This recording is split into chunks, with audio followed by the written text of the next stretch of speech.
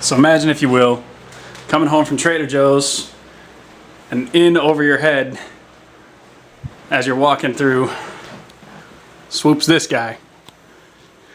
In from the outside, comes in, carries on, makes a proper fuss in your apartment, flies around, winds up in the tallest corner. So I can't really trap him because I have no way of even reaching him. So I'm gonna have to just wait him out. I mean, he's not doing anything wrong. He's pretty harmless. Hell, I don't even want to bother him, but I definitely don't want him living in my house either, so I guess we'll see what I can come up with. Damn it. Pop this window open, turn that light off. Trying to reason with him now. Listen, man, this isn't how you wanted your night to go either. Why don't you just take a little swoop down on through the window? You can go on about your life, your bat life, and I can relax, have my beers, watch my YouTube videos. Come on. It's really not as bad as all that. Couple things added to the old Dragon Ball Z shelf here. Picked up this Gohan. I got him wearing Piccolo's cape because for some reason I think it's funny to have Gohan just irritating Piccolo at any given moment. But I got this for 25 bucks because the Barnes & Noble 40% off coupon. So I was just like, alright, well, cool. I've been meaning to get this figure, but I just kind of didn't want to spend the full price on him. He's nothing like new or exciting. He's obviously just like a Goku body with a different head. And he comes with like different hands and like a blast effect part and a little stand for the blast and all that. But I like him. You can see the detail on the face though. It's really nice. I actually like this head sculpt a lot. And his other faces there's like a straight face one compared to this smirking one. And there's like an angrier, like mouth open screaming expression. Really cool. I can't remember if I showed this Vegeta, but this is the Resurrection of Frieza version. The gray costume and, you know, the big blue Super Saiyan God hair. I do like the figure. Not my favorite version of Vegeta, but good addition to the collection nonetheless, I suppose. Got Goku back there standing on some rock, powering up, and then Frieza here fighting with Vegeta. And lastly, I've got this. This is the Awakening Super Saiyan Goku. I put the black-haired head from that Goku back there. I put that on him, so I don't know. I just like the look of the black hair on this figure. I got him fighting with the Saiyans here, back there. That's that Nappa little statue that I got that fits in pretty well with the figures. And then you got Vegeta shooting him. He's out of focus right now, but you know, it's just cool. I've heard a lot of people talk about this Goku figure and say how really nice he is. So now that I have it in hand, I can confirm he is indeed a really nice figure. So here we have it, the Dragon Ball Z collection as it stands right now. Got all the boxes on the floor down there. I'm going to have to get a bigger shelf, I guess, or make some more dioramas or something for when more of these figures start coming out. I know there's a new recolored cell that I'm going to wind up getting because I didn't get the first one. And I don't know, I'm sure there's going to be more down the line. I know Yamcha and Tien are coming out. I don't know if I'm going to get them right away, but I would like to have them. And the day that they release a Mr. Satan figure, I'm pre-ordering that. Like 5 of them. He needs to be on this shelf somewhere. Got this Nick Fury figure. I saw this whole wave except for Silk the other day. So I finally got the chance to see this, Black Panther and Nuke and some of the other guys in this wave. I like this figure a lot. It seems like this mold they're using is like starting to wear out on him, because if you'll notice, you can push it over to one side. Like if you look in his stomach there, you can kind of see through to the back wall. My Deadpool has that too, and he's got this same mold. And the head is like really loose. Like, it's tough to tell from this video, but yeah, I'm barely touching it, and it's like sending his face forward and back. But I like this figure. He'll look cool on the shelf. And he also, those of you who don't know, he comes with like a helmeted head, so you can just have him be like a regular S.H.I.E.L.D. guy. And then he just has an alternate head for a different S.H.I.E.L.D. character whose name I'm forgetting at the moment. But it's a nice figure. If you want a classic Nick Fury as opposed to like the Ultimate version or the movie one, this is definitely the one to get. Also, got myself Bam Bam Bigelow. I missed the original Legends Bam Bam when he came out, so this is from the Walmart series, the Then and Now Forever Elites. It's got like The Rock and Tyler Breeze and somebody else. Oh, Rusev.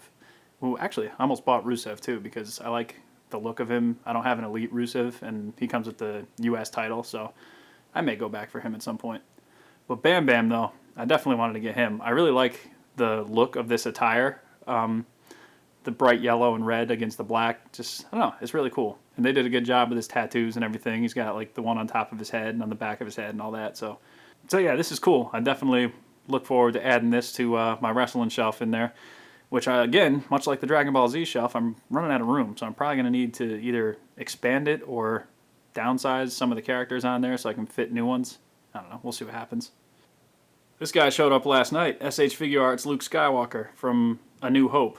I did a full review of this figure already, so depending on when you watch this video, it's either coming soon or it's up already. So if you want to know my full thoughts on that, I'd say go check that video out. But if you want to know just my abridged thoughts, it's awesome. If you're a Star Wars fan, I'd suggest you get it because it's really nice. And lastly, the biggest figure that I got recently, I decided to treat myself here. Mecha King Ghidorah from SH Monster Arts. This guy's, look at the size of this guy, man. He's huge. Those of you who have the original King Ghidorah or the premium colors version, this is the exact same size. It uses a lot of the same parts too, with obvious differences, but that's just how these things go. One thing I noticed, I got this on Amazon. It was like I guess they call it a warehouse deal. So like the box was a little beat up and it had stickers on it and stuff. And besides what I mentioned about the box, you can see on the top of his metal head that he's missing one of like his horn pieces. Like you can see it above there, but the lower one there is missing. That's something that I could just make out of, I don't know, milliput or a toothpick or something, and then just like put it on there myself, paint it. So I'm not too worried about that, especially considering I got this for like $80 less than the retail price. So I mean, if that's really the only thing that's wrong with it, I can definitely live with that. But he also comes like with all of his claw things that shoot out of his chest and like his torso here, and he comes with the 3 little Dorat guys that basically turn into King Ghidorah.